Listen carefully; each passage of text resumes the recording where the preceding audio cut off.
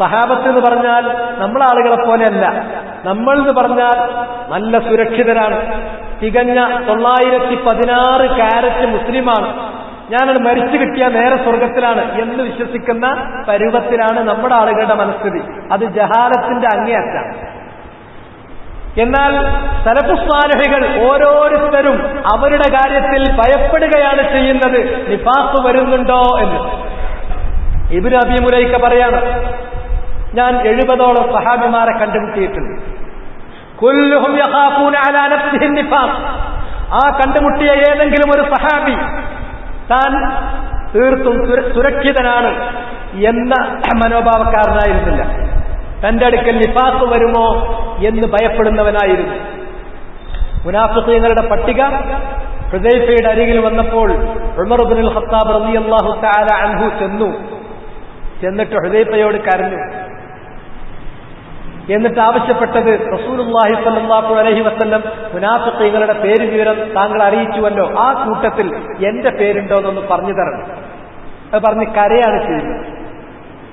അവസാനം ഹുദൈഫ പറഞ്ഞു, ഇല്ല, ഇനി വേറൊരാൾ ചോദിച്ചാൽ ഞാനോട് പറയില്ല, വേറൊരാൾക്കും പറഞ്ഞു കൊടുക്കൂല.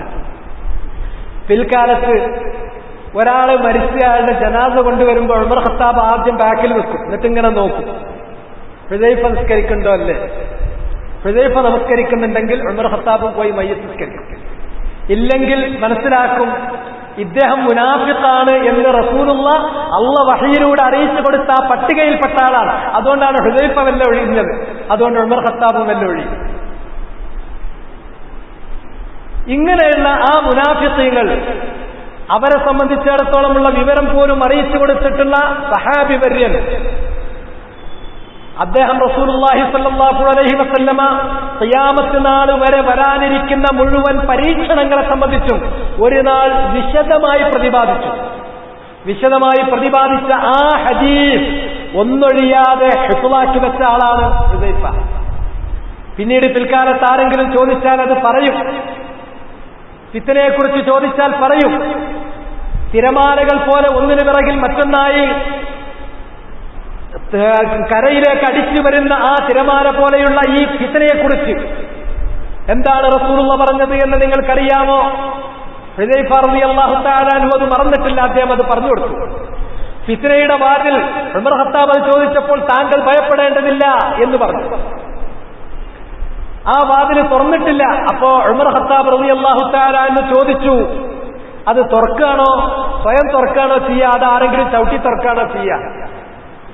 ആ വാതിൽ തകർക്കുകയാണ് ചെയ്യുക. അപ്പോൾ ഉമർ ഖത്താബ് പറഞ്ഞു, അത് തകർത്തിനാണ്ടാണ് ഫിത്ന വരുന്നെങ്കിൽ പിന്നെ ആ വാതിൽ ഒരിക്കലും അടക്കപ്പെടൂല. ഏതാണ് ആ വാതിൽ എന്നത് ചോദിക്കാൻ വേണ്ടി ഹുദൈഫയോട് ചോദിക്കാൻ വേണ്ടി ആളുകളെ ഏൽപ്പിച്ചു. ഹുദൈഫ റളിയല്ലാഹു തആല അൻഹു പറഞ്ഞു, ആ വാതില് ഉമർ തന്നെയാണ്. ഉമർ ഖത്താബ് ജീവിച്ചിരിക്കുന്ന കാലത്ത് ഫിത്ന സമ്മതിക്കൂലായിരുന്നു. ഉമർ ഈ വഴിക്കുണ്ടെങ്കിൽ പിശാച് മറ്റേ വഴിക്ക് പോകും. ഉമർ ഖത്താബാകുന്ന ആ വാതിൽ അത് തകർക്കുകയാണ് ചെയ്യപ്പെട്ടത്, അല്ലാതെ സ്വാഭാവികമായ മരണമല്ല അദ്ദേഹം മരിച്ചത്. അതിനുശേഷം പിന്നീട് ഫിത്ന ഒരിക്കലും അടങ്ങി നിന്നിട്ടില്ല, ഫിത്ന വർദ്ധിക്കുകയാണ് ചെയ്തിട്ടുള്ളത്. ആ ഹുദൈഫ ഇങ്ങനെ ഭാവിയിൽ വരാനിരിക്കുന്ന ഓരോ ഘട്ടങ്ങളെക്കുറിച്ചും ഓരോ ഫിത്നകളെക്കുറിച്ചും റസൂലുള്ളാഹിനോട് വിശദമായി ഒരു നാൾ ചോദിച്ചു. ആ സംഭവം ഹദീസിലുള്ളതാണ്, നിങ്ങളെല്ലാവരും കേട്ടിട്ടുള്ള ഹദീസാണ്. ആ ഹദീസിൽ അദ്ദേഹം പറയുന്നത്, എല്ലാവരും ജനങ്ങളോട് ചോദിക്കും, എല്ലാവരും റസൂലുള്ളാഹിനോട് ചോദിക്കും. എന്തിനെക്കുറിച്ചാണ് ചോദിക്കുന്നത്? ഖൈറിനെ കുറിച്ചാണ് ചോദിക്കുക. അപ്പൊ ഞാൻ ചോദിക്കാറുണ്ടായിരുന്നത് ഷർറിനെ കുറിച്ചാണ്. എന്തിനാണ് ഞാൻ ഷർറിനെ കുറിച്ച് ചോദിക്കുന്നത്? ആ ഷർറ് എന്നെ ബാധിക്കാതിരിക്കാൻ വേണ്ടിയാണ്. ഫഖുൽതു, അങ്ങനെ ഷർറിനെ കുറിച്ചുള്ള എന്റെ അന്വേഷണത്തിന്റെ കൂട്ടത്തിൽ ഞാൻ റസൂലുള്ളാഹിനോട് തിരക്കി, യാ റസൂലല്ലാഹ്, ഇന്നാ കുന്നാ ഫീ ജാഹിലിയ്യത്തിൻ വശർ, ഞങ്ങൾ ജാഹിലിയ്യത്തിലും ഷർറിലുമായിരുന്നു. ഫജാഅന അല്ലാഹു ബിഹാദൽ ഖൈർ, അങ്ങനെ ഇരിക്കെ അല്ലാഹു ഞങ്ങൾക്ക് ഈ ഖൈർ കൊണ്ടുവന്നു തന്നു. ഈ ഖൈർ എന്നതുകൊണ്ട് ഉദ്ദേശിക്കുന്നത് നിഅമത്തുൽ ഇസ്ലാമി വൽ ഹിദായ, ഇസ്ലാമാകുന്ന ഹിദായത്താകുന്ന ഖൈർ ഞങ്ങൾക്ക് കിട്ടി. വഹൽ ബഅദ ഹാദൽ ഖൈർ മിൻ ഷർ, ഈ ഖൈറിന് ശേഷം ഇനി ഷർറ് വരുമോ? ഇതാണ് അദ്ദേഹത്തിന്റെ ചോദ്യം. ഖാല നഅം, റസൂലുള്ളാഹി പറഞ്ഞു, അതെ ഷർറ് വരും. ഖാല നഅം ഖാല വഹൽ ബഅദ ദാലിക ശർറു മിൻ ഖൈർ. അങ്ങനെ ഷർറ് വന്നാൽ പിന്നെ ഖിയാമത്ത് നാൾ വരെ ഷർറിൽ തന്നെ തുടരോ അതോ അതിന് ശേഷം നന്മ തിരിച്ചു വരുമോ? ഖാല നഅം, അല്ല, നന്മ തിരിച്ചു വരും. വഫീഹി ദഖനുൻ, പക്ഷേ ആ നന്മ അത്ര പരിശുദ്ധമായിരിക്കില്ല, അതിൽ ചില കലർപ്പുകൾ ഉണ്ടായിരിക്കും. ഖുൽതു വമാ ദഖനുഹു. അപ്പോൾ ഹുദൈഫ ചോദിക്കുന്നു, കലർപ്പോട് കൂടിയുള്ള നന്മ തിരിച്ചു വരുമെന്ന് പറഞ്ഞല്ലോ, എന്താണ് ആ കലർപ്പ്? നന്മയിലുള്ള ആ കലർപ്പ് എന്താണ്? ഖൗമുൻ യഹ്ദൂന ബിഗൈരി ഹദീ തഅരിഫു മിൻഹും വതുൻകിർ. ഒരു പറ്റം ആളുകൾ അവര് ജനങ്ങളെ ഹിദായത്തിലേക്ക് വിളിക്കുന്നത്, അള്ളാഹുവിന്റെ മാർഗത്തിലേക്ക് വിളിക്കുന്നത് ബിഗൈരി ഹദീ, ഞാൻ കാണിച്ചു കൊടുത്തിട്ടുള്ള രൂപത്തിലല്ല, എന്റെ സാൻമാർഗിക നിർദ്ദേശങ്ങൾ പാലിച്ചുകൊണ്ടല്ല, അവരുടേതായ രൂപത്തിലാണ് ക്ഷണിക്കുന്നത്. തഅരിഫു മിൻഹും വതുൻകിർ. അവർ ചെയ്യുന്ന പല പ്രവർത്തനങ്ങളും ഇന്ന് നിങ്ങൾ എന്റെ കൂടെ ജീവിക്കുന്ന കാലത്ത് കണ്ടനുഭവിച്ച് പരിചയിച്ചതിലുണ്ട്. എന്നാൽ നമ്മുടെ കാലത്ത്, റസൂലുള്ളാഹിന്റെയും സഹാബത്തിന്റെയും കാലത്ത് നിങ്ങൾ കണ്ടിട്ടില്ലാത്ത, പരിചയിച്ചിട്ടില്ലാത്ത, നിങ്ങൾക്ക് ഒരിക്കലും കേട്ടുകേൾവിയില്ലാത്ത പുതിയ കാര്യങ്ങൾ, അതും അപരിചിതമായ കാര്യങ്ങളും അവരിലുണ്ടാകും. ഖുൽതു, അപ്പോ ഹുദൈഫ ചോദിച്ചു, ഫഹൽ ബഅദ ദാലികൽ ഖൈറു മിൻ ശർ. ആ കലർപ്പോട് കൂടിയ ഷർറിന് ശേഷം, അല്ല ഖൈറിന് ശേഷം പിന്നെ ഷർറ് വരുമോ? അപ്പോൾ നബി സല്ലല്ലാഹു അലൈഹി വസല്ലം പറഞ്ഞു, നഅം, വരും. ദുആത്തുൻ അലാ അബ്വാബി ജഹന്നം, നരകത്തിന്റെ വാതിൽക്ക് നിന്നിട്ട് നരകത്തിലേക്ക് വിളിക്കുന്ന ആളുകൾ. മൻ അജാബഹും ഇലൈഹാ ഖദഫൂഹു ഫീഹാ. അവരുടെ വിളിക്ക് ആരുത്തരം ചെയ്തുവോ അവരെ അവർ ആ നരകത്തിലേക്ക് എടുത്തെറിയും, ആ നരകത്തിൽ വീഴ്ത്തിക്കളയും. ഖുൽതു യാ റസൂലല്ലാഹ് സിഫ്ഹും ലനാ. അങ്ങനെ നരക കവാടത്തിൽ നിന്ന് നരകത്തിലേക്ക് വിളിക്കുന്ന ആളുകൾ, അവരുടെ വർണ്ണന, അവരെക്കുറിച്ചുള്ള വിശേഷണങ്ങൾ അതെനിക്ക് പഠിപ്പിച്ചു തരൂ. ഇതേ നമുക്ക് ആവശ്യമുള്ളൂ. രാവിലെ ഞാൻ നിങ്ങളോട് പലതവണ ആവർത്തിച്ച കാര്യമാണ്. ഓരോരുത്തരും ആരാണ് നിങ്ങൾ ചോദിക്കുമ്പോൾ ഇസ്ലാമിന്റെ എല്ലാ അഹ്കാമുകളും മുതഅല്ലിഖത്തുൻ ബിഔസാഫിൻ മുഅയ്യനത്തിൻ. അതുകൊണ്ട് ആരാണ് ഉദൂലായ ഉലമാക്കൾ, അതിന്റെ ലക്ഷണം നിങ്ങൾക്ക് പറഞ്ഞു തന്നു. ആരാണ് സിഗാർ, ആരാണ് അസാഗിർ, അതിന്റെ ലക്ഷണം നിങ്ങൾക്ക് പറഞ്ഞു തന്നു. ഓരോന്നും പറഞ്ഞു തന്നു. ഇവിടെ ഹുദൈഫ ചോദിക്കുന്നതും ആ ഔസാഫ് പറഞ്ഞു തരൂ, അവരുടെ വിശേഷണങ്ങൾ പറഞ്ഞു തരൂ. അപ്പൊ നബി സല്ലല്ലാഹു അലൈഹി വസല്ലം പറഞ്ഞു, ഹും മിൻ ജിൽദത്തിന, ഇവര് നമ്മുടെ അതേ വർഗത്തിൽപ്പെട്ടവരാണ്. വയതകല്ലമൂന ബിഅൽസിനത്തിന, നമ്മുടെ അതേ ഭാഷയിൽ സംസാരിക്കുന്നവരാണ്. ഖുൽതു ഫമാ തഅമുറുനി ഇൻ അദറകനി ദാലിക്. അങ്ങനെയുള്ള ഒരു ഘട്ടം എനിക്ക് വന്നാൽ ഞാൻ എന്ത് ചെയ്യണമെന്നാണ് അവിടുന്ന് എന്നോട് കൽപ്പിക്കുന്നത്? ഈ കാര്യങ്ങൾ അത്രയും, അത് ഹുദൈഫ നിന്റെ കാലത്ത് വരാനുള്ളതല്ല, അത് പിന്നെയും കുറെ കാലത്തിന് ശേഷമുള്ളതാണ് എന്നാണ് നബി അപ്പം മറുപടി പറയേണ്ടത്. അല്ല, ഇത് ഹുദൈഫയൊക്കെ മരിച്ചു പോകുന്നതിന് മുമ്പ്, സഹാബത്ത് മരിച്ചു പോകുന്നതിന് മുമ്പ് ഈ സ്ഥിതിവിശേഷങ്ങൾ പലതും വരും. അതുകൊണ്ട് ഇനി ഹുദൈഫ അല്ലെങ്കിൽ ഹുദൈഫയ്ക്ക് ശേഷം വരുന്ന ആളുകൾക്കും ഈ ഹിദായത്ത് ആവശ്യമാണ്. റസൂലുള്ളാഹി പറഞ്ഞു, അങ്ങനെ ഒരു അവസ്ഥ ഉണ്ടെങ്കിൽ തൽസമു ജമാഅത്തൽ മുസ്ലിമീന വ ഇമാമഹും. നിങ്ങൾ എന്തിനു പേടിക്കണം? നിങ്ങളുടെ രക്ഷ അന്ന് ഇമാമും ജമാഅത്തുമായിട്ട് മുസ്ലിങ്ങൾ ജീവിക്കുന്നുണ്ടെങ്കിൽ ആ ജമാഅത്തിൽ നിങ്ങൾ നിലക്കൊള്ളുക തന്നെ വേണം. ഇമാമിന് ത്വാഅത്തും സമഉം പറഞ്ഞ് ബൈഅത്ത് കൊടുക്കൂ.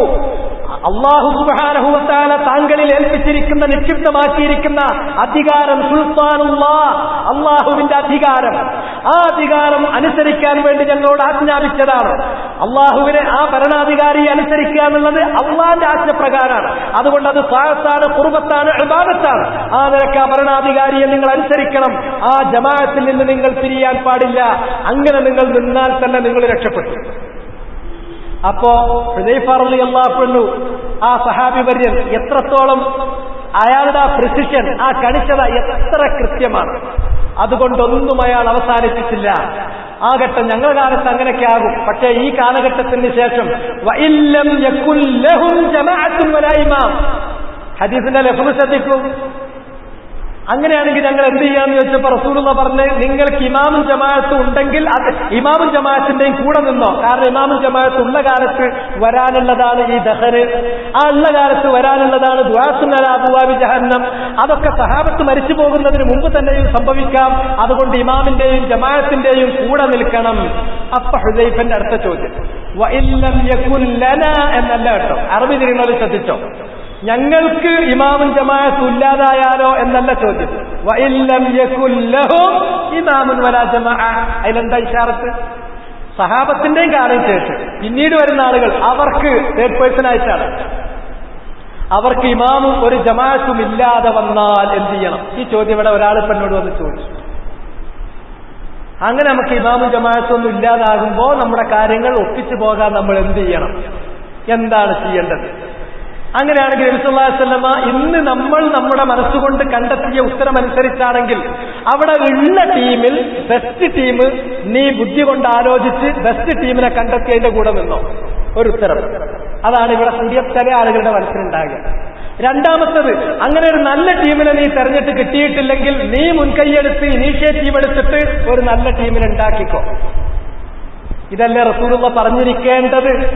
നമ്മുടെ മനസ്സിന്റെ ആഗ്രഹങ്ങൾക്കനുസരിച്ച്, അഭിലാഷങ്ങൾക്കനുസരിച്ച്, നാട്ടുനടപ്പിനനുസരിച്ച്, കാലത്തിന്റെ പുരോഗതിക്കനുസരിച്ച് നബി പറഞ്ഞിരിക്കേണ്ട ഉത്തരം അതാണ്.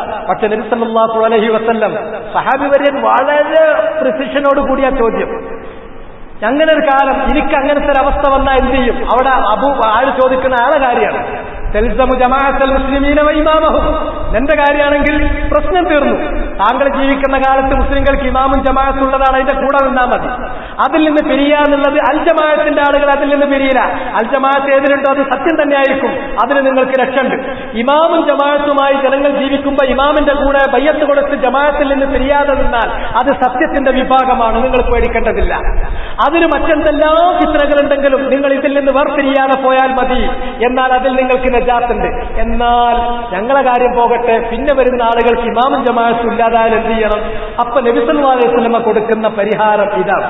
അള്ളാഹു വഹയിലൂടെ ഇറക്കിയിട്ടുള്ള പരിഹാരം ഇതാണ്. ഉള്ളതിൽ നല്ലത് ചേരലോ, അല്ലെങ്കിൽ മെച്ചമുള്ള ഒന്ന് ഉണ്ടാക്കലോ, അതല്ലെങ്കിൽ നമ്മൾ അത് ചേരണ്ടെന്നൊന്നും പറയണ്ട.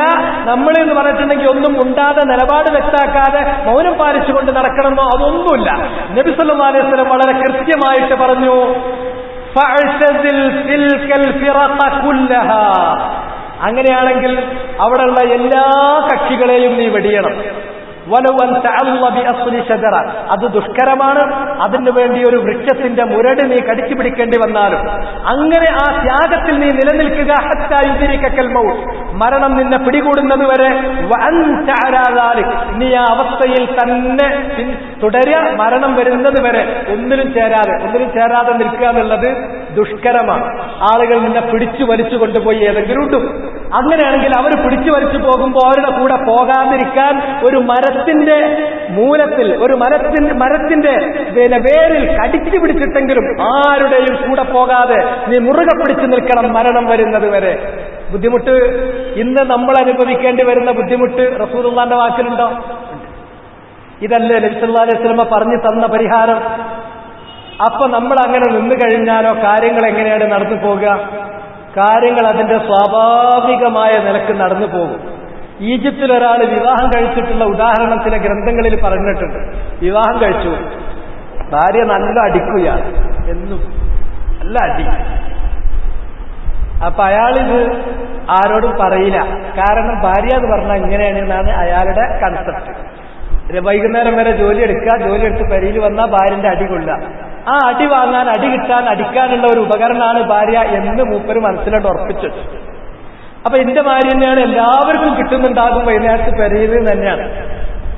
അയാളോട് ആരെങ്കിലും ഭാര്യ എന്ന് പറഞ്ഞാൽ സ്നേഹിക്കുന്ന ഒരാളാണ്, നല്ല ആളാണ്, നിന്നെ സഹകരിക്കുന്ന ആളാണ്, നീ നോക്കിയാൽ നിന്നെ സന്തോഷിപ്പിക്കുന്നവളാണ്, നീ പോയാൽ നിന്റെ വീട്ടിന്റെ അമാനത്ത് നോക്കുന്നവളാണ് എന്നൊക്കെ പറഞ്ഞാൽ ഇയാൾ തരാണ്, നടക്കൂല. ഭാര്യ എന്ന് പറഞ്ഞാൽ തല്ലാനില്ല ഇതാണ്. കാരണം മൂപ്പർക്ക് അതേ അറിയുള്ളൂ.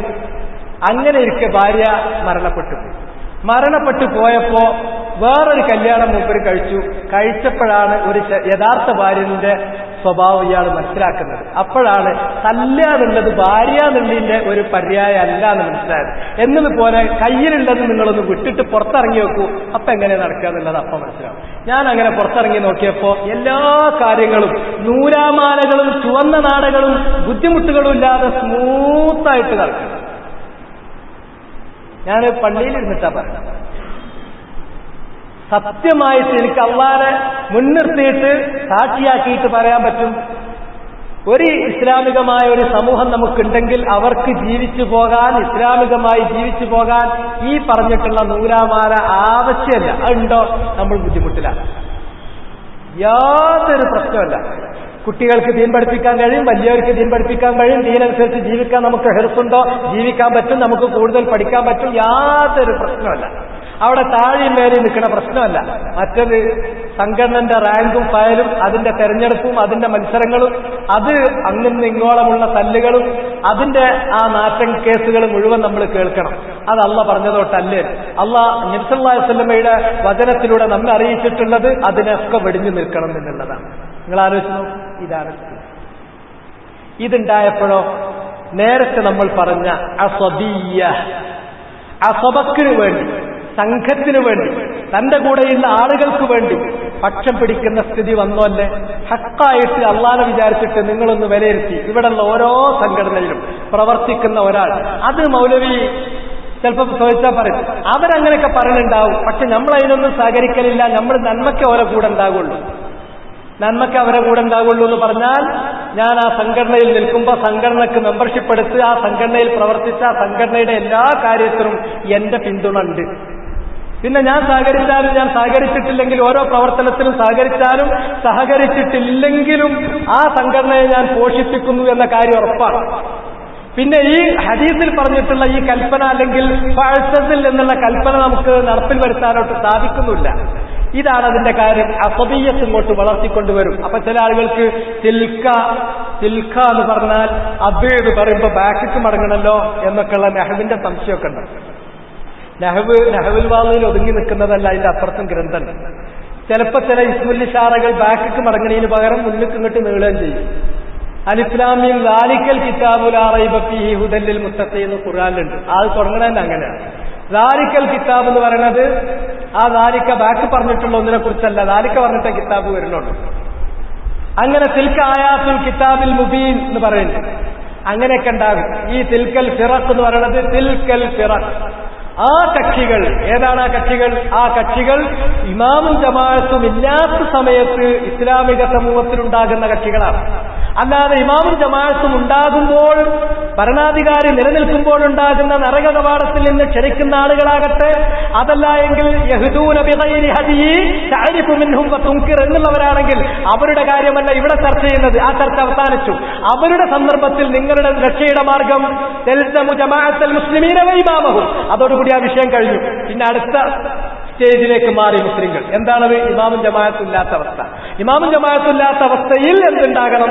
അവിടെ ഇമാമും ജമാഅത്തും ഇല്ലാത്ത സന്ദർഭങ്ങളിൽ മുസ്ലിങ്ങളുടെ ഇടയിൽ കക്ഷിത്വമുണ്ടാകും, ഭിന്നിപ്പുണ്ടാകും, കക്ഷികളുണ്ടാകും. അതിൽ നിങ്ങൾ ചേരരുത് എന്നാണ് പറഞ്ഞത്. ഈ ചേർന്നത് മദ്ഹബിനേക്കാളും അപകടം പിടിച്ച ഒരു കക്ഷിത്വത്തിലേക്ക്. ഇസ്ലാമിന്റെ ആദ്യകാലത്തുണ്ടായിരുന്ന സിയാസത്തിന്റെ കക്ഷിത്വം വളരെ ചെറുതായിരുന്നു, അതിനേക്കാൾ വലുതായിരുന്നു മദ്ഹബിന്റെ കക്ഷിത്വം. അതിനേക്കാളും എത്രയോ അപകടകരമായ മാരകമായ ലക്ഷണങ്ങൾ പ്രകടിപ്പിക്കുന്നതാണ് ഈ സംഘടനാ പക്ഷപാതിത്വം എന്ന് പറയുന്നത്. അത് നമ്മൾ ഒഴിവാക്കണം. അത് വന്നു കഴിഞ്ഞാൽ നേരത്തെ നമ്മൾ പറഞ്ഞ രൂപത്തിലല്ല നമ്മൾ സത്യം സ്വീകരിക്കുക. നമ്മൾക്ക് സത്യം സ്വീകരിക്കുന്നതിന് ആർക്കും നമ്മെ കബളിപ്പിക്കാൻ പറ്റാത്ത സിമന്റഡ് ആയിട്ടുള്ള ഒരു മെത്തഡോളജി, ഫൂൾ പ്രൂഫ് ആയിട്ടുള്ള ഒരു മെത്തഡോളജി രാവിലെ ഞാൻ നിങ്ങൾക്ക് പറഞ്ഞു തന്നു. അതുകൊണ്ട് ഒഴിവാക്കിയിട്ട് സംഗതി നമ്മളെ പാർട്ടി ഭരണമായി നിൽക്കണം, സംഗതി പാർട്ടിക്ക് അനുകൂലമായി നിൽക്കണം. നമ്മെ ചുരുങ്ങിയത് അതിനനുകൂലിക്കുന്നില്ലെങ്കിൽ മൗനെങ്കിലും പാലിക്കണ്ടേ? അതാണ് എന്തെന്ന് പറയുന്നത്. ഒരു മുൻകർ കണ്ടിട്ട് മൗനം പാലിച്ച് അതിന് അംഗീകരിച്ചാൽ അത് തന്നെ തെറ്റാണ്, യാതൊരു സംശയമല്ല. അതും നിങ്ങളുടെ അംഗബലത്തിൽ കൂടിയാണ് ആ കാര്യങ്ങൾ നടക്കുന്നത്. അതുകൊണ്ട് ഒരു മുസ്ലിമിന്റെ ജീവിത രീതി അത് അസ്വബീയത്തിന്റെ എല്ലാ സുവറുകളും അഷ്കാലുകളും അത് ജാഹിലിയത്താണ്. ജഹന്നമിന്റെ ജുസയാണ്, ജഹന്നമിൽ കരിക്കാനുള്ള അതിന്റെ വിറകാണ്, അത് ജാഹിലിയത്താണ്. ഒരു മുസ്ലിമിന്റെ മാർഗം സത്യത്തിന്റെ മാർഗമാണ്. സത്യത്തിന്റെ മാർഗത്തിൽ എങ്ങനെയാണ് നമ്മൾ നമ്മുടെ ജീവിതത്തിന് വേണ്ട തെളിവുകൾ, തീരുമാനങ്ങൾ, നിശ്ചയങ്ങൾ കണ്ടെത്തേണ്ടത്? അത് രാവിലെ ഞാൻ വിശദീകരിച്ചു. ഇതാണ് നമ്മുടെ മുമ്പാകെ നൽകപ്പെടാനുള്ള കാര്യം. എന്നാൽ അപ്പം ഇങ്ങനെ ഒരു ചോദ്യം ചോദിച്ചു, അങ്ങനെ പറഞ്ഞ് നിങ്ങൾക്ക് തന്നെ പോകാം. ഇവിടെ സിനിമകൾ ഇങ്ങനെ അരങ്ങ് തകർക്കുകയാണ്. ഈ സമയത്ത് നമ്മൾ ജാഗ്രത നടത്തണം. ഇവിടെ നടക്കുന്ന ഈ തിന്മകളിലെ വലിയൊരു വിഭാഗം തിന്മ ഇവരൊക്കെ തന്നെ ഉണ്ടാക്കുന്നതാണ്, ഇവരുടെ ദാവത്തിന്റെ തിന്മ തന്നെയാണ്, യാതൊരു സംശയമില്ല. അത് മറ്റു തിന്മകളെക്കാളും ഒട്ടും മോശമല്ലാത്ത തിന്മകൾ ഇവരുണ്ടാക്കിക്കൊണ്ടിരിക്കുന്നുണ്ട്. കാരണം മറ്റുള്ളവരതൊരു തിന്മയായിട്ട് ചെയ്യാൻ ഇവരിതൊരു നന്മ ആണ്, ദീനാണ്, അള്ളാന്റെ ദീനാന്ന് പറഞ്ഞിട്ടാണ് തിന്മയെ കൊണ്ടുവരുന്നത്. തമ്മിലുള്ള വ്യത്യാസം അതാണ്. ഒന്ന് അള്ളാന്റെ ദീൻ മടക്കാക്കുന്നതാണ്, മറ്റൊരു അങ്ങനെ ദീൻ മടക്കാക്കുന്നില്ല. അവര് അത് ഞങ്ങൾ തിന്മൊക്കെ തന്നെയാണ് എന്നുള്ളൊരു ഭാവത്തിലാണ്. അല്ല, അത് ദീനാണ്, സ്വർഗത്തിന് ഇത് ആവശ്യമാണ് എന്ന് പറഞ്ഞിട്ടാണ്, ദീനിന്റെ പേരിലാണ് ഈ കോപ്രാട്ടിത്തരങ്ങളൊക്കെ കാട്ടിക്കൂട്ടുന്നത്.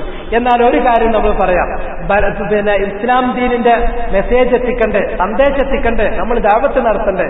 ദഅവത്ത് നമ്മൾ നടത്തണം, മെസ്സേജ് നമ്മൾ എത്തിക്കണം. അതിന് അല്ലാഹു സുബ്ഹാനഹു വ തആല പറഞ്ഞു തന്നിട്ടുള്ള വഴികളുണ്ട്. ആ വഴി അനുസരിച്ചല്ലാതെ അതിന്റെ ലിമിറ്റിന്റെ അപ്പുറത്ത് നമ്മൾ ചാടിക്കളിക്കേണ്ട ഒരു കാര്യം അന്ന് നമ്മളോട് പറഞ്ഞിട്ടില്ല. എന്താണ് ഒരു മനുഷ്യന്റെ ലിമിറ്റ്?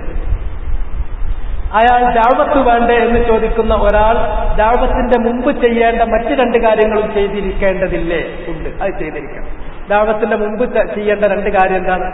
ഒന്ന്, അയാൾ ആവശ്യമായ ഇൽമ് നേടിയിരിക്കണം.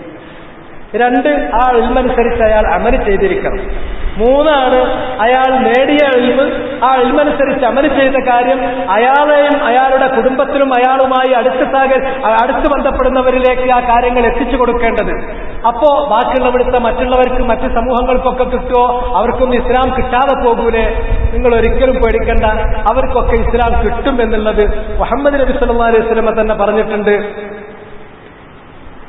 നബി സല്ലല്ലാഹു അലൈഹി വസല്ലമ പറഞ്ഞിട്ടുള്ള ഹദീസ് ഇപ്രകാരമാണ്: ഈ ദീൻ തീർച്ചയായും ലയബ്ലുഗന്ന ഹാദൽ അംറു മാ ബലഗൽ ലൈലു വന്നഹാർ, രാത്രിയും പകലും എവിടെയൊക്കെ ഈ ഭൂലോകത്ത് മാറി മാറി വരുന്നുണ്ടോ ആ ഭൂപ്രദേശങ്ങളിലൊക്കെ ഇസ്ലാമിന്റെ മെസ്സേജ് എത്തിത്തന്നെ ചെയ്യും.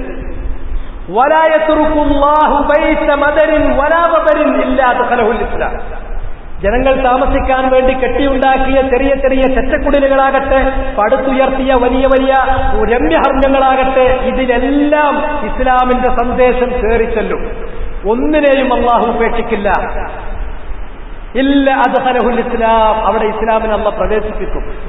ബിഇസ്സി അസീസിൻ ഔ ദുല്ലി ദലീൽ ഇസ്സൻ യുഇസ്സു അല്ലാഹു ബിഹിൽ ഇസ്ലാം വഅഹ്ല ഔ ദുല്ലൻ യുദില്ലു അല്ലാഹു ബിഹിൽ കുഫ്ര വഅഹ്ല.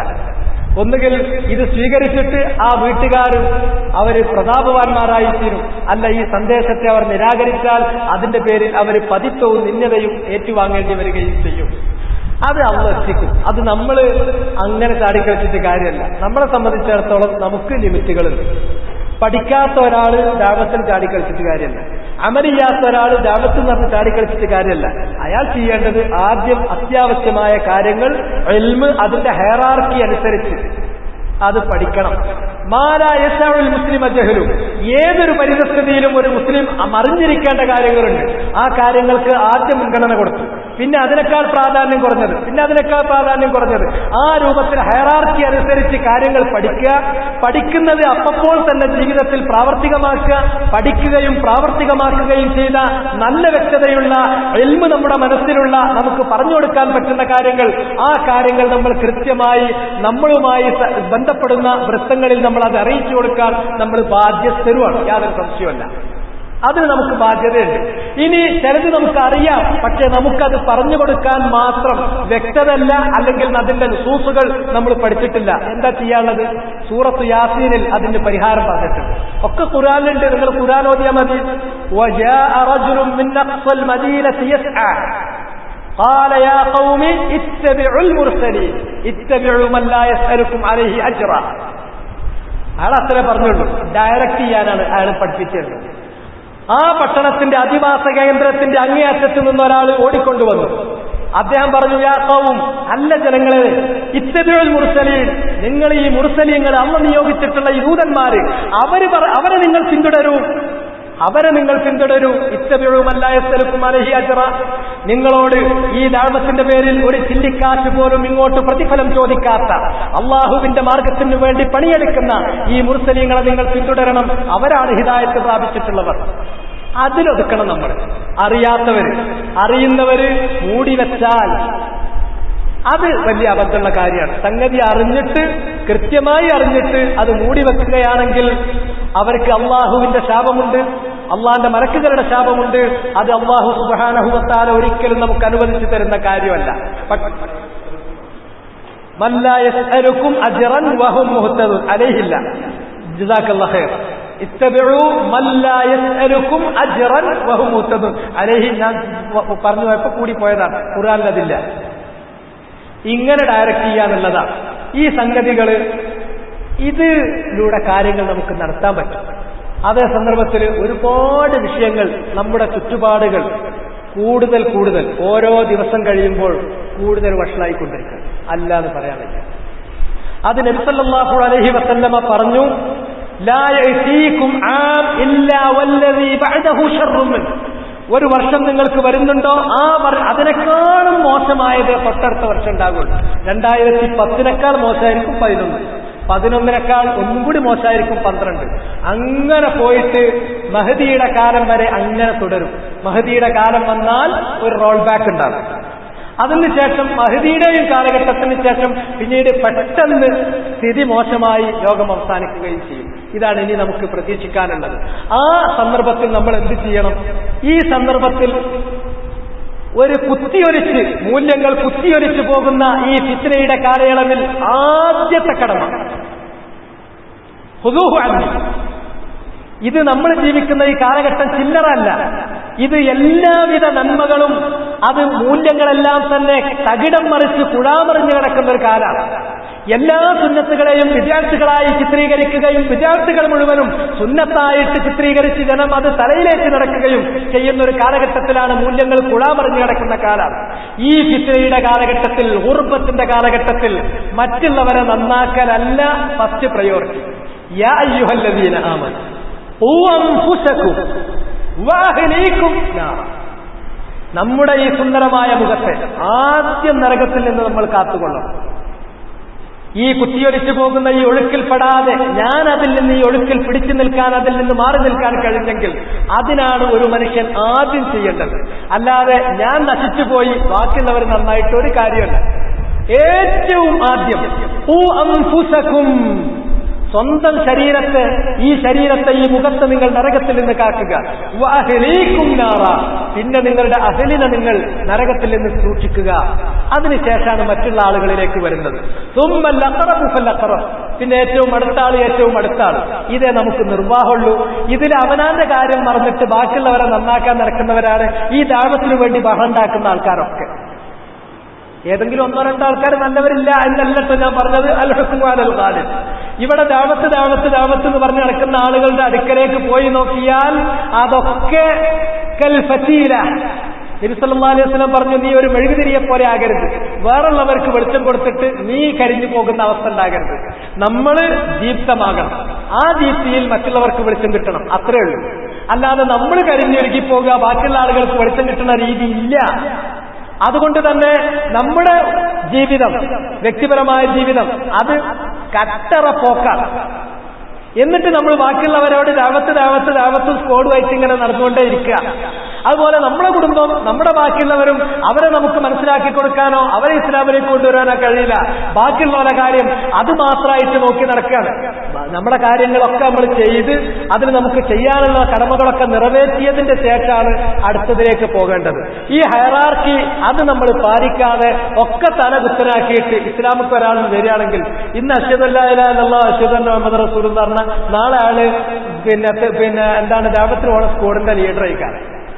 ആൾ ഇന്ന് ചെന്നില്ല, ഇന്ന് തന്നെ ആളെ കൊണ്ടുപോയിട്ട് ട്രെയിനിങ് കൊടുക്കും, ദഅവത്തിന് ട്രെയിനിങ്. ആള് മറ്റന്നാള് ദഅവത്ത് സ്ക്വാഡിന്റെ ലീഡറുമായിരിക്കും. ഇങ്ങനെയുള്ള ഒരു ദഅവത്തൊന്നുമില്ല. ഇതൊക്കെ തല കുത്തന വെച്ചിരിക്കുകയാണ്.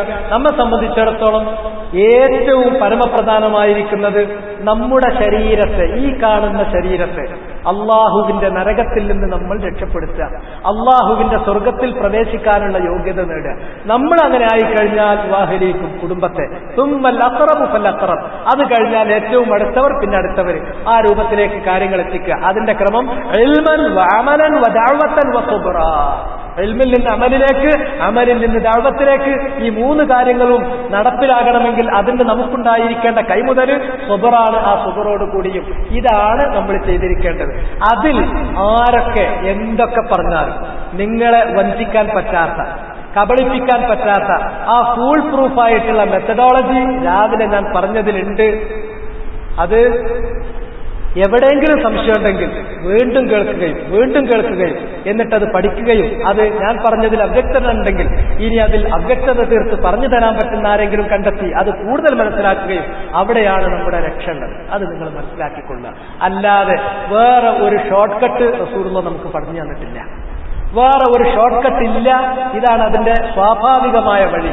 ആ വഴിയിലൂടെ മാത്രമേ നമുക്ക് സ്വർഗത്തിലേക്ക് പോകാൻ സാധിക്കൂ. പിന്നെ അതിൽ വരാവുന്നൊരു പ്രശ്നം, ഒരു മാന്യനായ സഹോദരൻ ചോദിച്ചു, ഇങ്ങനെ നമ്മൾ ഖുർആന്, സുന്നത്ത്, അത് സഹിയായ ആധാറുകൾ മാത്രം എടുത്തു, അതിന്റെ സ്വഹാബത്തിന്റെ ഫഹമൊക്കെ എടുത്തു, അങ്ങനെയുള്ള ഉലമാക്കളോട് ചോദിക്കുക, ചോദിക്കുന്നതിന്റെ ക്രമം അതൊക്കെ അനുസരിച്ച് പോയി, അങ്ങനെ ഉലമാക്കൾ ഭിന്നിച്ചാലോ? അങ്ങനെ ഉലമാക്കൾ ഭിന്നിച്ചാൽ അവിടെ ഭിന്നിച്ച മസാഇൽ മുഖ്തലഫായിട്ടുള്ള മുഖ്തലഫുൻ ഫിഹ അഭിപ്രായ വ്യത്യാസമുള്ള മസലകൾ തർജീഹ് ചെയ്യുന്നതിന്, അതിൽ ഏത് അഭിപ്രായം സ്വീകരിക്കണം ഏത് തള്ളണം എന്നതിന് ദീനുൽ ഇസ്ലാമിൽ കൃത്യമായ മാനദണ്ഡങ്ങളുണ്ട്. ആ മാനദണ്ഡങ്ങളിലേക്ക് ഞാൻ ഇന്ന് പോയിട്ടില്ല. കാരണം അത് അല്പം സ്ഥൂലമാണ്. അത് ഓവർഡോസ് ആകും എന്നുകൂടി കരുതി ഞാൻ തൽക്കാലം നിർത്തിവെച്ചതാണ്. ആ മാനദണ്ഡങ്ങൾ പാലിച്ചുകൊണ്ട് തർജീഹ് ചെയ്യണം. അങ്ങനെ തർജീഹ് ചെയ്യുമ്പോൾ നമുക്ക് തർജീഹ് ചെയ്യാൻ പറ്റാതെ പോകുന്നത് വളരെ തുച്ഛം സന്ദർഭത്തിലുണ്ടാവുള്ളൂ.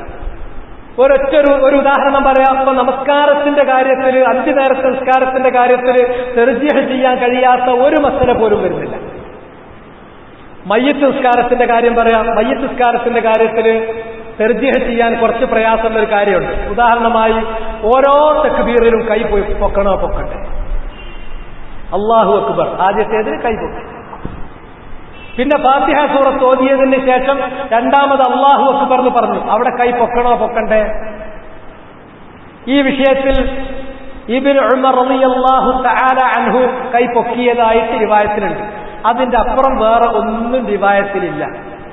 ഇബ്നു ഉമർ റളിയല്ലാഹു തആല അൻഹു ആ കൈപൊക്കിയത് നബിയിൽ നിന്ന് അദ്ദേഹം കണ്ടുപഠിച്ചത് കൊണ്ടായിരിക്കാം എന്ന അസംഷനിൽ കൈപൊക്കുകയാണ് അധിക പണ്ഡിതന്മാരും ചെയ്യുന്നത്. എന്നാൽ ചില പണ്ഡിതന്മാർ പറഞ്ഞു, ഇബ്നു ഉമർ ചില കാര്യങ്ങളിൽ, ഇത്തരം ഫുറൂഇയായ കാര്യങ്ങളിൽ ഇജ്തിഹാദുള്ള ഒരു സഹാബിയാണ്. അതുകൊണ്ട് തന്നെ വേറെ ആരും ഉദ്ധരിച്ചിട്ടില്ലാത്ത നിലക്ക് അത് അദ്ദേഹത്തിന്റെ ഇജ്തിഹാദായിരിക്കാം. അതുകൊണ്ട് എന്ത് ചെയ്യണം? തർജീഹ് ചെയ്യാൻ അവിടെയും പ്രയാസപ്പെടുകയാണ്. എന്നാലും നമുക്ക് അവിടെ വഴി അല്ലാഹ് കാണിച്ചു തരും. ഇബ്നു ഉമറിനെ പോലുള്ള മഹാനായ ഒരു സഹാബി ഇത്തരമൊരു കാര്യത്തിൽ ഇജ്തിഹാദിലേക്ക് മുതിർന്നു എന്നതിനേക്കാൾ തൗഖീഫൻ മിനർ റസൂൽ, റസൂലിൽ നിന്ന് കണ്ടുപഠിച്ചതനുസരിച്ച് ചെയ്തു എന്നുള്ളത് ആയിരിക്കാൻ, അങ്ങനെയാണ് ഒരു സഹാബിയെ കുറിച്ച് നമ്മൾ ചിന്തിക്കേണ്ടത്. അതാണ് ഖൈറു മഹ്മൽ. ആ മഹ്മലിൽ സ്വീകരിക്കുക എന്ന് പറഞ്ഞിട്ട് കൈപ്പൊക്കുന്നതിലേക്ക് ഒരാൾക്ക് വേണമെങ്കിൽ തർജീഹ് ചെയ്യാം. ഇനി ഇല്ലെങ്കിൽ പോലും അത്രേ വരുള്ളൂ. ഞാൻ പറഞ്ഞത് നമ്മുടെ അഅ്മാലുകളിൽ നമ്മെ സ്വാധീനിക്കാത്ത വളരെ വളരെ ചെറിയ ഓരോ കാര്യത്തിലേ അങ്ങനത്തെ വരുള്ളൂ. ബാക്കി എല്ലാ വിഷയങ്ങളും സെറ്റിൽഡാണ്. അത് പഠിക്കാൻ, കണ്ടെത്താൻ നമ്മൾ മുതിരണം എന്ന് മാത്രം. ബാക്കിയൊക്കെ സെറ്റിൽ ചെയ്യപ്പെട്ടതാണ്. ഇങ്ങനെയുള്ള ഇത്രയും ചെറിയ കാര്യങ്ങളിൽ ഒരാളെ സംബന്ധിച്ചിടത്തോളം അയാൾക്ക് ഏറ്റവും തെളിവിനോട് ഒപ്പം നിൽക്കുന്ന, അതുപോലെ ദീനിന്റെ മഖാസിദുകളോട്, ദീനിന്റെ അടിസ്ഥാന ആശയങ്ങളോട് ഏറ്റവും അടുത്ത് നിൽക്കുന്ന ഒരു ആലിമാരാണോ ആ ആലിമിനെ അയാൾ അനുകരിച്ചാൽ പ്രശ്നമാകൂല. അത് ഇതാണ് ദീനുൽ ഇസ്ലാമിന്റെ കാര്യം. പറഞ്ഞു നോക്കിയാൽ തോന്നുന്നു ഒക്കെ അഭിപ്രായ വ്യത്യാസമാണ്. ഇങ്ങനെ പറഞ്ഞു നോക്കിയാൽ ഞാൻ പറഞ്ഞു, നിസ്കാരത്തിൽ എവിടെയും തീർത്താ തീരാത്തൊരു അഭിപ്രായ വ്യത്യാസമല്ല. മയ്യിത്ത് നിസ്കാരത്തിൽ ഉണ്ട് എന്ന് പറയുന്നത് ഇത് മാത്രമാണ്. അതിന്റെ വിഷയം പോലും നമുക്ക് തർജീഹ് ചെയ്യാം. ഇനി അതിൽ ചെയ്യാതെ ഒരാള് ഷെയ്ഖ് അൽബാനി പറഞ്ഞതുപോലെ കൈ പൊക്കേണ്ടതില്ല, ഇബ്നു ഉമറിന്റെ ഇജ്തിഹാദാണ് എന്ന് കരുതിയാൽ പോലും അത് അയാളുടെ വിശ്വാസത്തെയോ ഇബാദത്തിനെയോ ദോഷകരമായി സ്വാധീനിക്കുന്ന ഒരു കാര്യവും ആയിത്തീരുന്നില്ല. ഇത്ര വ്യക്തമായ വഴിയാണ് നമ്മുടെ മുന്നിലുള്ളത്. ആദ്യം വേണ്ടത് തജ്രീദുൽ ഖൽബി മിനത്ത് തഅസ്സുബി വൽ ഹവ. എല്ലാവിധ പക്ഷപാതങ്ങളിൽ നിന്നും മനസ്സിനെ നമ്മൾ വേർപ്പെടുത്തണം. ഒരൊറ്റ പക്ഷത്തിൽ നിന്നൊഴികെ, സത്യത്തിന്റെ പക്ഷത്തിൽ നിന്നൊഴികെ. ഏതെങ്കിലും ഒന്നിനോട് ഖൽബ് താല്ലുക്കില്ലാതെ ഫ്രീ ആയിട്ട് കാറ്റിലാടണമായിരുന്നു ഒരു ഹൃദയം. വെറുതെ പറയണം. മനുഷ്യനാണെങ്കിൽ, മനുഷ്യന്റെ ഹൃദയമാണെങ്കിൽ ആ ഹൃദയത്തിന് ഒന്നിനോട് ഒരു ചായ്വുണ്ടാകും. അത് ഏതിനോട് ചായണം? സത്യത്തിലേക്ക് ചായണം. സത്യത്തിന്റെ പക്ഷത്തിനു വേണ്ടി നിൽക്കണം. അതല്ലാത്ത മറ്റേതിനു വേണ്ടി നിൽക്കുന്നതും അസബീയത്താണ്. ആ അസബിയത്ത് ജാഹിലിയത്താണ്. ജാഹിലിയത്ത് ജിസാ ജഹന്നമാണ്. അതുകൊണ്ട് തന്നെ സത്യമെന്നതല്ലാത്ത ഒരു പക്ഷം, ഇസ്ലാം എന്നതല്ലാത്ത ഒരു നിറം നമുക്കുണ്ടാകാൻ പാടില്ല. നമുക്കൊരു ചായ്വ് തൗഹീദിലേക്ക് അനുകൂലമായും ശിർക്കിന് വിരുദ്ധമായിട്ടും ഇതല്ലാത്തൊരു ചായ്വ് നമുക്കില്ല. ഇതനുസരിച്ച് നമ്മൾ മുന്നോട്ട് പോകുമ്പോൾ നമ്മളെ ആരും റാഞ്ചാതിരിക്കാൻ, തട്ടിക്കൊണ്ടുപോകാതിരിക്കാൻ, കബളിപ്പിക്കാതിരിക്കാൻ വളരെ യുക്തിഭദ്രമായ മെത്തഡോളജി റസൂലുള്ളാഹി നമ്മുടെ കൈകളിൽ നൽകിയിട്ടുണ്ട്. അതനുസരിച്ച് നമ്മൾ മുന്നോട്ട് പോയാൽ മതി. പക്ഷെ അതിനുള്ള തടസ്സം, അതിനുള്ള ഏറ്റവും വലിയ ഹിൻഡ്രൻസ് ആണ് ഞാൻ നേരത്തെ പറഞ്ഞിട്ടുള്ള ഈ തഅസ്സുബ്, അസബിയത്തിലാണ് ആധുനിക ലോകം ഇന്ന് ഉയർത്തപ്പെട്ടിരിക്കുന്നത്. എല്ലാം ഈ അസബിയത്ത്, ഈ ഗ്രൂപ്പ് ഫീലിംഗ്, ഈ സംഘബോധം ഇതില്ലാതെ മാക്കിയാവെല്ലിന്റെ കാലം മുതൽ അത് ഫിലോസഫിയാണ്. ആ സംഘബോധത്തിലാണ്, അത് സംഘത്തിന് വേണ്ടിയാണ്.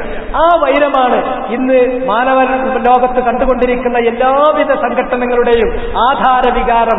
ഈ സംഘബോധമാണ്. അതിൽ നിന്നൊഴിവായി സത്യത്തിനു വേണ്ടി നിലകൊള്ളുക. ഇതാണ് അവസാന കാലത്ത് നമുക്ക് ചെയ്യാനുള്ളത്. അല്ലാഹു സുബ്ഹാനഹു വ തആല അവന്റെ ദീൻ അടുത്തറിഞ്ഞ് അമല് ചെയ്ത് സ്വന്തം ശരീരത്തെ ആദ്യമായി, പിന്നെ കുടുംബത്തെ നരകത്തിൽ നിന്ന് രക്ഷിക്കുന്ന മുത്തഖീങ്ങളിൽ, മുഅ്മിനീങ്ങളിൽ നമ്മൾ ഉൾപ്പെടുത്തുമാറാകട്ടെ. സ്ത്രീകളുടെ സമ്മേളനം, സാൽവേഷൻ, മൈതാന ജുമുഅ, യുവത്വം പോരാടാനുള്ളതാണ്, റോഡ് വികസനം, കോള എക്സ്പ്രസ് ഹൈവേ, ഇതൊക്കെ എന്താണ്? ഇസ്ലാമിക അജണ്ടയാണോ അതോ ഡിവൈഎഫ്ഐന്റെ അജണ്ടയാണോ? ഒറ്റയടിയിൽ ഖുർആൻ മുഴുവൻ എടുത്തു നോക്കി, അതുപോലെ തന്നെ ഹദീസ് മുഴുവനും എടുത്തു നോക്കി, പരലോകത്തേക്ക് ഉപകരിക്കുന്ന, പരലോകത്തേക്ക് ദോഷം ചെയ്യുന്ന കാര്യങ്ങളുടെ പട്ടിക എടുത്തു നോക്കി, സ്വർഗത്തേക്ക് അടുപ്പിക്കുന്നതും നരകത്തിലേക്ക് അടുപ്പിക്കുന്നതും അകറ്റുന്നതുമായ എല്ലാ കാര്യവും എക്സ്പ്ലെയിൻ ചെയ്ത് തന്നിട്ടുണ്ട്. അതിൽ ഈ കാര്യങ്ങൾ കാണുന്നില്ല. ഇതെന്തിനാന്ന് ചോദിച്ചാൽ, നമ്മളൊക്കെ കൊണ്ടിറക്കുന്ന സംഘടന വൈബ്രന്റ് ആണ്, വളരെ ലൈവാണ്, അത് ആകർഷണീയമാണ്, അതിലേക്ക് ചെറുപ്പക്കാർ വരണം. അതിനുവേണ്ടി പറയുന്ന ചില സംഘടന സ്ത്രീകളെ എല്ലാ കാര്യത്തിനും ഉപയോഗിക്കും. ആളെ കൂട്ടാൻ വേണ്ടി പ്രത്യേകിച്ച് മാർക്കറ്റിങ്ങിന് അവരെയാണ് ഉപയോഗിക്കുന്നത്. അതിപ്പോ ഇസ്ലാമിക സംഘടനകളും അവരെ കൊണ്ട് പ്രകടനം നടത്തിയിട്ട് അത് കാണാൻ കുറച്ച് ആൾക്കാർ വന്നിപ്പോലോ, അതിന്റെ ഒരു തന്ത്രമാണ്. സാൽവേഷൻ ഇതേപോലെ തന്നെ പുതിയൊരു വിദ്യാഭ്യാസമാണ്. മൈതാന ജുമുഅ പള്ളിയിലേ ഉള്ളൂ. മൈതാനത്ത് നബിയും സഹാബത്തും ജുമുഅ നടത്തിയിട്ടില്ല, അത് അറഫയിലുള്ളത് മാത്രമാണ്, അവിടെ പോകണം. അല്ലാതെ ഇവിടുത്തെ മൈതാനത്ത് ജുമുഅ അല്ല. പിന്നെ യുവത്വം പോരാടാനുള്ളതാണ്. യുവത്വം എന്ന് പറഞ്ഞിട്ടുണ്ടെങ്കിൽ പോരാടാനല്ല, അള്ളാഹ് ഇബാദത്ത് ചെയ്യാനാണ്. 7 വിഭാഗം ആളുകൾക്ക് തണലിട്ടെന്ന് പറഞ്ഞു. ഒന്ന് പോരാടിയ യുവാവിനല്ല, പിന്നെ റോഡ് വികസനം, കോള റോഡ് വികസനം, റോഡ് വികസിപ്പിക്കേണ്ടി വരും. അതിനെന്താ എത്ര പ്രയാസം? കോള എന്ന് പറഞ്ഞിട്ടുണ്ടെങ്കിൽ എന്താ കൊക്കക്കോള ആയിരിക്കും. ഇതൊന്നും അള്ളാന്റെ ദീനുമായിട്ടൊരു ബന്ധമില്ലാത്ത സംഗതികളാണ്. അത് തൽക്കാലം അവിടത്തേക്ക് പിന്നെ ദീനുമായി ബന്ധമില്ലാത്ത കാര്യമാകൊണ്ട് അതിന്റെ ആളുകൾ കൈകാര്യം ചെയ്യട്ടെ. പിന്നെ ശിർക്കിന്റെ ഏതെങ്കിലും ഇനത്തിൽ ജഹ്ല് കാരണത്താൽ അള്ളാഹ് പുറത്തു തരുന്ന ശിർക്ക് ഉണ്ടോ? ശിർക്കിന്റെ ഏതെങ്കിലും ഇനത്തിൽ അള്ളാഹ് പുറത്തു തരുന്നതുണ്ടോ? ഒരാൾ കുഫറിലായിരിക്കെ അയാൾ ചെയ്തു പോയിട്ടുള്ളത് ഇസ്ലാമിലാകുമ്പോൾ പുറത്തു കൊടുക്കും. പിന്നെ അല്ലാഹു സുബ്ഹാനഹു വ തആല ഈ ദീൻ മനസ്സിലായി അതിലേക്ക് വന്നതിന് ശേഷം പിന്നെ ഒരാൾ ശിർക്ക് ചെയ്യുകയാണെങ്കിൽ ഇന്നല്ലാഹ ലാ യഗ്ഫിറു അൻ യുശ്റക ബിഹി വ യഗ്ഫിറു മാ ദൂന ദാലിക ലിമൻ യശാ എന്ന ആയത്തിന്റെ പരിധിയിലാണ് അത് പെടുന്നത്. പക്ഷെ മുർത്തദായി പോയി ശിർക്ക് ചെയ്തു പിന്നെയും തിരിച്ചു വരുന്ന ഒരാൾക്ക് തൗബയുടെ വാതിൽ അടച്ചിട്ടുണ്ടോ എന്ന് ചോദിച്ചാൽ ഇന്നല്ലാഹ യഖ്ബലു തൗബത്തൽ അബ്ദ് മാ ലം യുഗർഗിർ. പക്ഷെ തൗബത്ത് നസുഹാകാൻ ഇയാളുടെ തരികിടയാണെങ്കിൽ അതൊരിക്കലും നടക്കൂല. അവർ വേറെന്തെങ്കിലും കാരണത്താൽ അങ്ങനെ സാഹചര്യം ഉണ്ടെങ്കിൽ മാത്രം അള്ളാഹ് ആ തൗബയിലേക്ക് അയാൾക്ക് വഴി ചേർക്കുള്ളൂ എന്ന ബോധം നമുക്കുണ്ടായിരിക്കണം. അസ്മാ സിഫാത്ത് ഇനങ്ങളിൽ വരുന്ന ഇൽഹാദ് ശിർക്കാണ്. അത് ഇൽഹാദാണ്. ഓരോന്നിനും ശറഇന്റെ അൽഫാദുകളുണ്ട്. തസ്തഅമിലൂന അൽഫാദ ശർഇയ്യ. ഓരോന്നും പറഞ്ഞാൽ അപ്പൊ അള്ളാഹിനെ കുറിച്ച് പറയാനുള്ള വാക്ക് അള്ളാഹിനെ കുറിച്ച് പറയാനുള്ളതാണ്.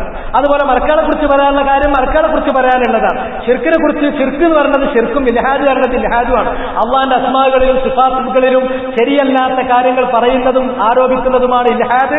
എങ്ങനെയാണോ അതായിരിക്കേണ്ടത് ആ രൂപത്തിലല്ലാതെ അസ്മാവും സിഫാത്തും കൈകാര്യം ചെയ്താൽ, പറഞ്ഞാൽ, വിശ്വസിച്ചാൽ, അനുവർത്തിച്ചാൽ അതാണ് ഇൽഹാദ്. അതിന് ഷിർക്ക് എന്നല്ല പറയാതെ ഇൽഹാദാണ്. അതുകൊണ്ട് ഷിർക്ക് ഇൽഹാദാണോ ഇൽഹാദ് ഷിർക്കാണോ എന്ന ചോദ്യത്തിന് വലിയ അർത്ഥമല്ല. പിന്നെ പടച്ചവനെ നാദ തമ്പുരാനെ എന്ന് അള്ളാഹുവിനെ വിളിച്ചാൽ അയാൾ ചെയ്തത് അള്ളാഹു ഒരിക്കലും പൊറുക്കാത്ത ശിർക്ക് ആകുമോ? അത് ശിർക്കാകൂല. ആ സംഗതി ഇൽഹാദയിൽ വരും. അതിന് പിന്നെ വിളിക്കേണ്ടത് അള്ളാഹുവിന്റെ പേരുകൾ ചൊല്ലിയിട്ടാണ് എന്ന് ഖുർആൻ പറഞ്ഞിട്ടുണ്ട്. ആ പേരുകൾ എന്ന് പറഞ്ഞാൽ നിങ്ങൾക്ക് ഭാഷ മാറ്റാനും അതേ ആശയത്തിൽ വരുന്ന മറ്റ് പദങ്ങൾ പ്രയോഗിക്കാനും ഒന്നും പറ്റൂല.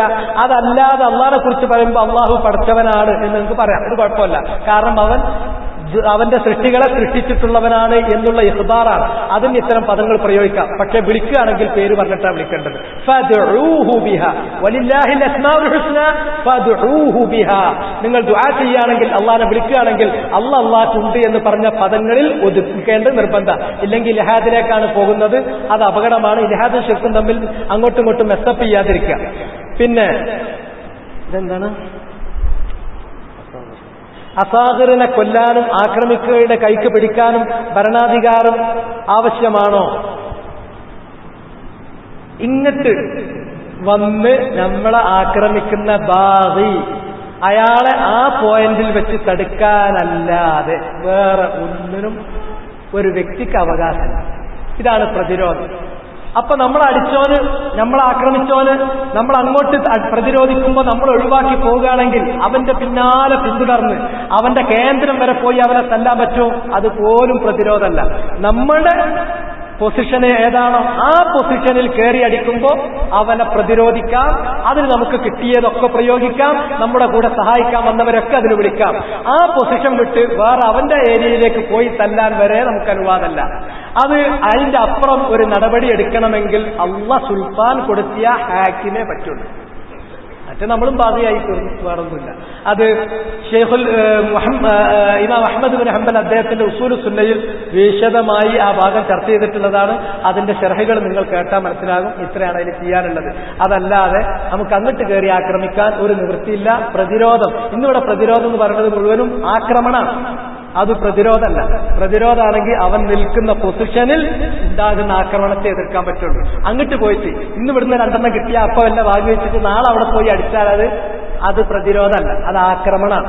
നമ്മളെ ആക്രമിച്ചപ്പോൾ നമ്മൾ തടുത്തപ്പോൾ അവർ പിന്തിരിഞ്ഞു പാഞ്ഞാൽ അവന്റെ പിന്നാലെ കൂടാനും നമുക്ക് അവകാശമല്ല. അവൻ പിന്തിരിയണം, അത് മാത്രമേ ഉള്ളൂ. അതിനപ്പുറമുള്ള ഒരു നടപടി അവർക്കെതിരിൽ വേണമെങ്കിൽ വ്യവസ്ഥാപിതമായ നിലക്ക് നിലനിൽക്കുന്ന ഒരു ഭരണകർത്താവിന്റെ സഹായത്തോടു കൂടി ഭരണകർത്താവ് ചെയ്യേണ്ട നടപടിയാണ്. അതിൽ സാധാരണക്കാരുടെ പിന്നെ സ്വൽപ്പാത്തിൽ അധികാരത്തിൽ അത് ഉൾപ്പെടുന്നില്ല എന്നുള്ളതാണ് സത്യം.